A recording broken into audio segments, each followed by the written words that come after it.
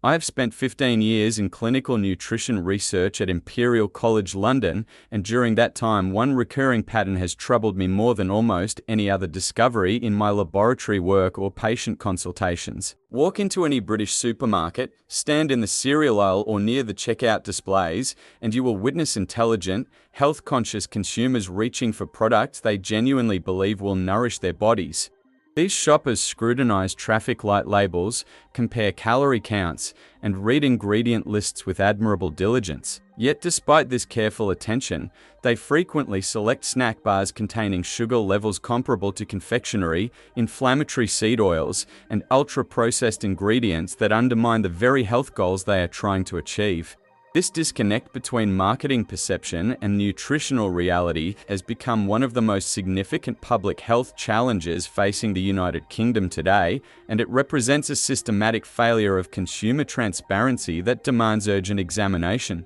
The British snack bar market has experienced extraordinary growth over the past decade, reaching valuations exceeding £700 million as of last year, with consumption patterns revealing that convenience foods marketed as wellness products now constitute a dominant portion of daily energy intake for millions of people across England, Scotland, Wales, and Northern Ireland. My colleagues and I at Imperial College recently published findings demonstrating that the average British adult now derives more than half their daily caloric consumption from ultra-processed foods, the highest proportion in Europe, and a statistic that carries profound implications for metabolic health, cancer risk, cardiovascular disease burden, and obesity rates that continue climbing despite widespread public awareness campaigns. The snack bar category sits at the epicenter of this crisis precisely because these products occupy a unique psychological space in consumer consciousness, positioned not as indulgent treats but as practical solutions to legitimate nutritional needs during morning commutes, office breaks, post-gymnasium recovery periods, and the perpetual challenge of providing seemingly healthy options in children's lunchboxes. What makes this situation particularly insidious is the sophisticated deployment of health halo marketing strategies that exploit well-intentioned consumer behavior whilst technically complying with regulatory frameworks that have proven inadequate to prevent deception at scale. The Food Standards Agency traffic light labeling system, whilst valuable in certain contexts, cannot capture the nuanced differences between naturally occurring fruit sugars in whole foods versus the glucose syrups and maltodextrins that dominate ultra-processed snack bars, nor can it convey the metabolic consequences of consuming refined seed oils that trigger inflammatory cascades in ways that saturated fats from whole food sources simply do not. Packaging design has evolved into a precise science of visual manipulation, with earthy color palettes suggesting farm-fresh wholesomeness, strategically placed images of strawberries and blueberries implying generous fruit content that closer examination reveals to be negligible, and terminology such as whole grain, natural, no added sugar, and source of protein deployed in ways that are technically accurate yet fundamentally misleading about overall nutritional value. The economic dimension compounds these challenges considerably, as premium pricing creates powerful psychological associations between cost and quality that override rational analysis of ingredient lists and nutritional panels. When a snack bar retails for £2 or more at Waitrose or Boots, consumers understandably assume they are purchasing a product materially different from a chocolate bar selling for less than half that amount, yet the sugar content, ultra-processed nature, and metabolic impact may be virtually identical despite the substantial price differential. Supermarket positioning reinforces these false perceptions through careful placement near fresh produce sections, organic food displays, or pharmacy areas rather than with traditional confectionery, a retail strategy that subtly communicates health credentials without making explicit claims that might trigger regulatory scrutiny. My patients frequently express genuine shock during consultations when I explain that the cereal bar they have been consuming daily for months, selected specifically because it appeared nutritionally superior to alternatives, contains sugar levels they would never knowingly accept in other contexts. Research conducted by our department and collaborating institutions across Europe has established clear mechanistic links between ultra-processed food consumption and adverse health outcomes that extend well beyond simple caloric excess or macronutrient imbalance. Our large-scale cohort studies tracking nearly 350,000 individuals across 9 European countries demonstrated that higher consumption of ultra-processed foods was associated with significant body weight gain over 5-year periods, with the highest consumption quintile showing a 15% greater risk of transitioning from normal weight to overweight or obese status compared to the lowest quintile. These findings remained robust after adjusting for confounding variables including baseline physical activity levels, overall dietary patterns, socioeconomic status, and genetic predisposition to weight gain, suggesting that something intrinsic to the ultra-processed nature of these foods drives metabolic dysfunction independent of their caloric density or macronutrient composition. The cancer implications proved even more concerning during subsequent analysis of the same cohort data, revealing that individuals in the highest ultra-processed food consumption category faced elevated risks not only of developing cancer but also of cancer-specific mortality, with associations particularly pronounced for ovarian and brain cancers alongside more expected links to obesity-related malignancies. These epidemiological patterns align disturbingly well with emerging mechanistic understanding of how food additives, emulsifiers, artificial sweeteners, and other compounds used extensively in ultra-processed foods may disrupt gut microbiome composition, promote low-grade chronic inflammation, interfere with satiety signaling pathways, and alter cellular processes in ways that accumulate over years of regular consumption. The temporal lag between exposure and clinical manifestation of disease creates a particularly challenging public health communication problem, as consumers cannot perceive immediate harm from eating a seemingly innocuous cereal bar in the same visceral way they might recognize the effects of acute food poisoning or allergic reaction. Children represent an especially vulnerable population within this landscape, targeted by manufacturers who understand that establishing brand loyalty and taste preferences during developmental years creates lifetime consumption patterns that prove remarkably resistant to change even after nutritional knowledge improves in adulthood. Walking through any comprehensive school during lunch period, observing the contents of lunchboxes prepared by caring parents genuinely attempting to provide nourishing options for their children, reveals the scale of this problem with painful clarity. The same products appear repeatedly across dozens of lunchboxes, selected specifically because their packaging suggests they constitute responsible parental choices, wholesome alternatives to crisps and chocolate that will fuel afternoon learning without the sugar crashes associated with obvious junk food. Yet analysis of these products reveals sugar contents frequently exceeding 40% by weight, levels that would provoke immediate concern if presented transparently as equivalent to consuming multiple teaspoons of table sugar alongside a handful of processed grains and chemical additives. The cereal bar category exemplifies these dynamics with particular force, having evolved from relatively simple combinations of oats and honey into complex ultra-processed formulations requiring extensive ingredient lists that few consumers take time to decipher fully. Consider the ubiquitous Nature Valley Crunchy bars found in virtually every British supermarket, service station, and convenience shop, packaged in earthy green tones suggesting pastoral meadows and natural wholesomeness. The honey variant lists whole grain rolled oats as its primary ingredient at 59%, a detail prominently featured in marketing materials and packaging, yet the second ingredient is simply sugar, and the sugar content per 100 grams reaches 26.8 grams, meaning more than 1/4 of the product by weight consists of added sugars that provide rapid glycemic spikes without corresponding satiety. A standard 2-bar serving delivers over 11 grams of sugar, representing 13% of recommended daily intake in a snack that many consumers eat almost mindlessly during morning commutes or between meetings, never registering that they have just consumed sugar quantities equivalent to a small chocolate bar whilst receiving minimal protein, inadequate fiber, and virtually no micronutrient density beyond what fortification adds artificially. The Kellogg's Nutri-Grain range presents an even more troubling case study, as these bars benefit from association with a brand many British consumers still regard as fundamentally focused on nutrition and wholesomeness despite decades of reformulation toward ultra-processed products optimized for profit margins rather than health outcomes.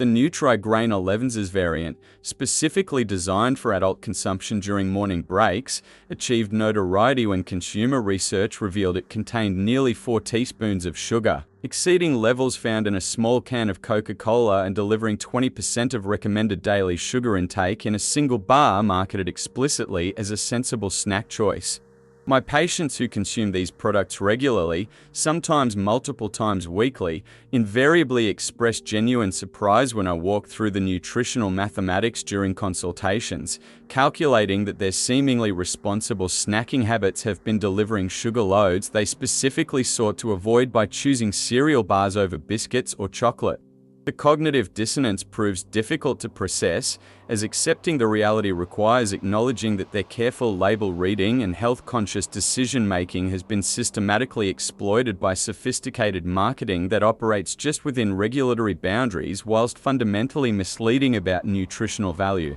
Kellogg's response to criticism of these products illustrates the rhetorical strategies manufacturers employ to deflect accountability whilst maintaining profitable product lines that generate substantial revenue despite questionable nutritional profiles. When challenged about the 11's bar's sugar content, company representatives expressed confusion about why anyone would classify it as a cereal bar rather than acknowledging it as a sweet snack more appropriately compared to confectionery, a semantic evasion that avoids addressing the substantive concern whilst attempting to shift responsibility onto consumers for allegedly misunderstanding the product category. This pattern repeats across the industry, with companies defending ultra-processed formulations by pointing to vitamin and mineral fortification that provides technical compliance with health claims whilst ignoring the fundamental question of whether products requiring such extensive artificial enhancement to achieve minimal nutritional value serve any legitimate role in health-conscious eating patterns.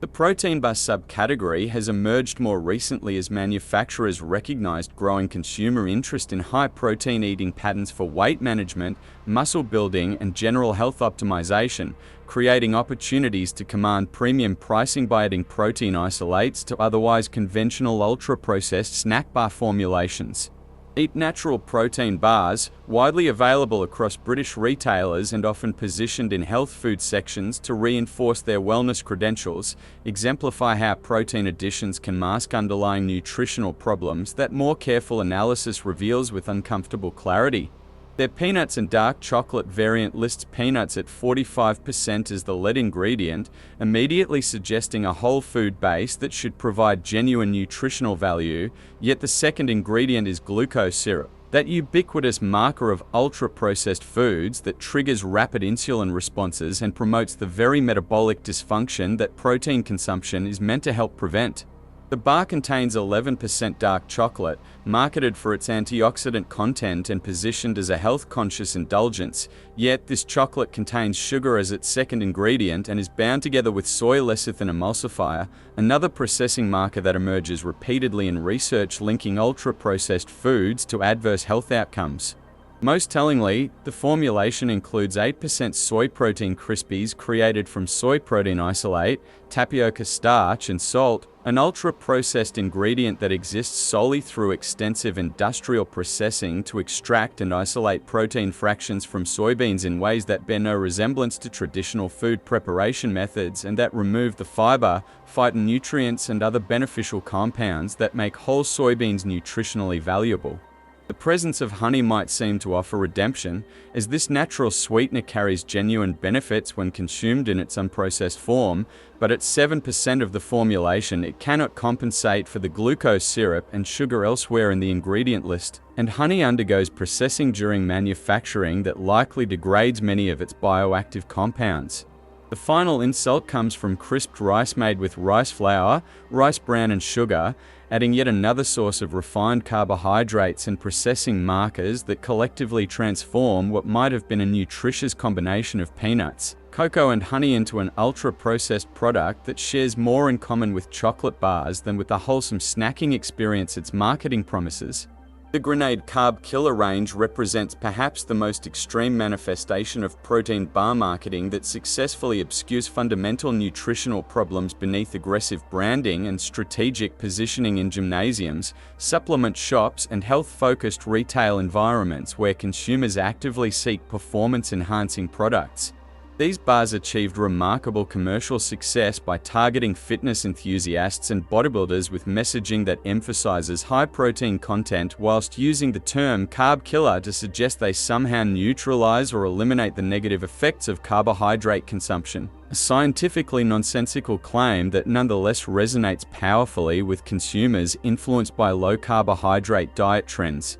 The white chocolate cookie variant lists milk protein as its primary ingredient at 23%, immediately establishing credentials as a legitimate protein source, yet the second ingredient is polydextrose, a synthetic soluble fiber created through industrial processing that manufacturers use primarily as a bulking agent to increase perceived volume and fiber content without contributing meaningful nutritional value beyond what any indigestible filler might provide. The formulation continues with palm fat, that ubiquitous tropical oil associated with both environmental devastation and nutritional concerns about its high saturated fat content, followed by white chocolate containing maltitol as its sweetener, a sugar alcohol that triggers significant gastrointestinal distress in many consumers while still providing caloric value and glycemic response that undermine the purported benefits of avoiding sugar. The product contains lecithins derived from soya as an emulsifier, another processing marker that appears repeatedly in research examining how food additives may disrupt gut barrier function and promote inflammatory responses, and concludes its ingredient list with sucralose, the artificial sweetener marketed as Splenda that emerging research suggests may alter glucose metabolism and gut microbiome composition in ways that paradoxically promote the very metabolic dysfunction that consuming protein bars is meant to prevent. The packaging prominently warns that excessive consumption may cause laxative effects due to polyol content, a candid admission that the product contains sufficient quantities of sugar alcohols to trigger diarrhea. Yet this warning appears in small print that most consumers overlook whilst focusing on the bold protein content claims dominating the front label. My clinical experience treating patients who consume these products regularly, sometimes multiple bars daily as meal replacements or workout supplements, reveals patterns of chronic digestive complaints, unstable energy levels, and frustrated weight management efforts that improve dramatically once we eliminate ultra-processed protein bars and replace them with whole food protein sources that provide genuine nutritional value without the chemical additives and processing markers that accumulate across months and years of consumption. The Trek protein bar range presents interesting contrasts within the category, as this British brand positions itself as using more natural ingredients compared to competitors while still producing ultra-processed products that contain problematic components requiring careful examination. Their high-protein chocolate caramel variant lists soya protein as the lead ingredient, immediately raising questions about the extensive processing required to isolate protein fractions from soybeans, followed by chicory root fiber, another extracted and concentrated ingredient that exists only through industrial intervention rather than traditional food preparation methods. The chocolate flavor coating contains vegetable oils including palm kernel oil, palm oil, and sunflower oil, a combination that exemplifies the seed oil concerns that have gained increasing attention in nutritional science circles over recent years as researchers examine how these highly processed oils rich in omega-6 fatty acids may promote inflammatory pathways when consumed in the excessive quantities that characterize modern ultra-processed food consumption patterns. The coating also contains oligofructose as dietary fiber, pea protein isolate, tiger nut flour, fat-reduced cocoa powder, and lecithin emulsifiers, creating a complex matrix of extracted, isolated, and reconstituted ingredients that bear minimal resemblance to recognizable whole foods despite Trek's marketing emphasis on natural ingredients.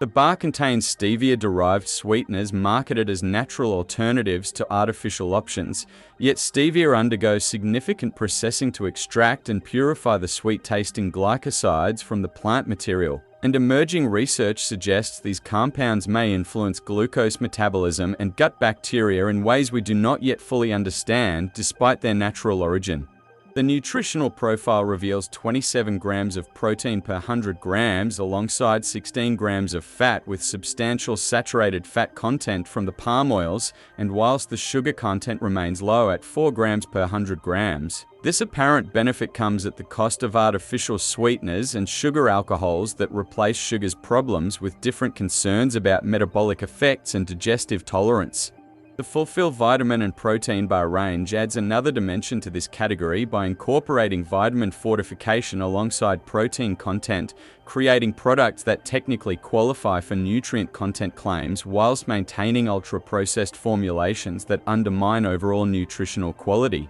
Their chocolate salted caramel variant begins with milk proteins and hydrolyzed collagen as primary ingredients, providing substantial protein content that appeals to fitness-conscious consumers. Yet collagen hydrolysate represents another heavily processed ingredient created through enzymatic breakdown of animal connective tissues into smaller peptide fragments that manufacturers can incorporate into bars and shakes, a process far removed from consuming whole food collagen sources like bone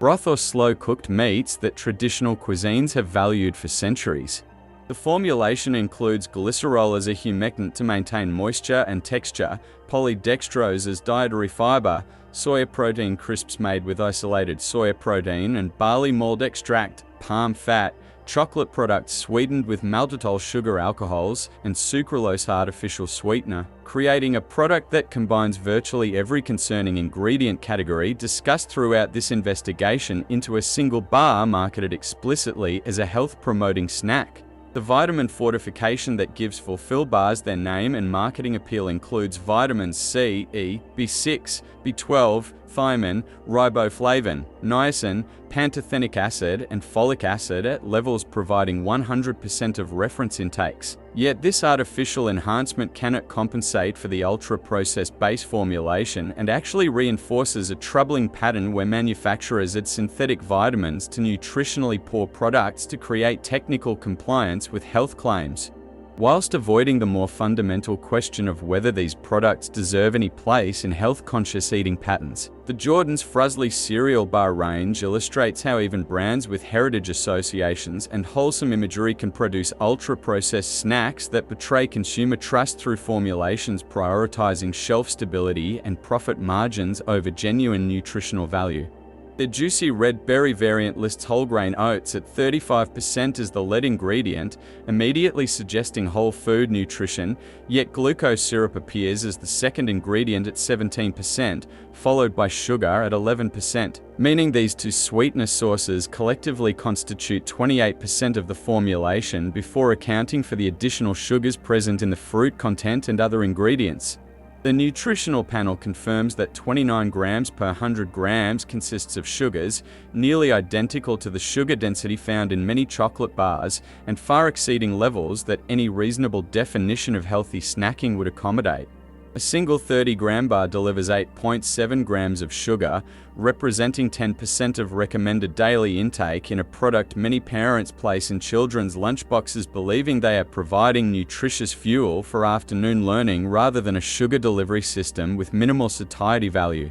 The formulation includes vegetable oil without specifying which varieties, a labeling approach that allows manufacturers flexibility to substitute cheaper oils as commodity prices fluctuate whilst preventing consumers from making informed choices about whether they wish to consume rapeseed, sunflower, palm or other oils that carry different nutritional implications and processing histories. The bar contains dried cranberries, red currants and raspberries alongside apple puree concentrate, ingredients that sound wholesome until one recognizes that dried fruits concentrate natural sugars into smaller volumes whilst removing water content and some of the beneficial compounds that make whole fresh fruits nutritious, and that fruit puree concentrates undergo processing that strips away fiber and phytonutrients whilst leaving primarily fructose and glucose. The presence of inulin as added fiber represents another attempt to engineer nutritional adequacy into an ultra-processed product through ingredient addition rather than starting with whole food bases that provide fiber naturally within their structural matrices alongside the vitamins, minerals, and phytochemicals that make plant foods genuinely health-promoting.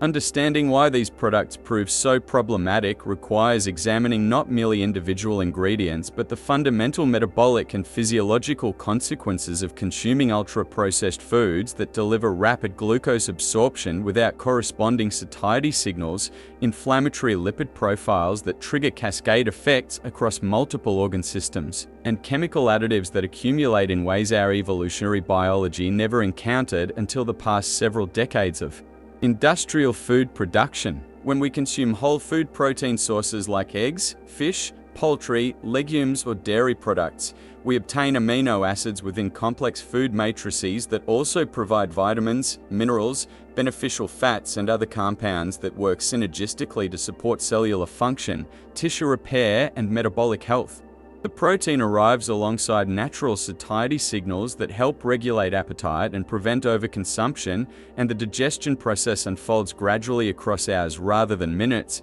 providing stable amino acid availability without the dramatic peaks and troughs that characterize ultra-processed protein isolate absorption. Contrast this with protein bars containing soy protein isolate, whey protein concentrate, or hydrolyzed collagen extracted and purified through industrial processes that remove these beneficial CO factors whilst creating products optimized for shelf stability, manufacturing convenience, and profit margins rather than human health. Research from our laboratory and collaborating institutions has demonstrated that protein quality depends not merely on amino acid composition but on the food matrix within which those amino acids exist, with whole food sources consistently outperforming isolated proteins in measures of muscle protein synthesis, satiety signaling, and overall metabolic response. The seed oils used extensively in snack bar formulations present particular concerns that extend beyond simple caloric density or fat content,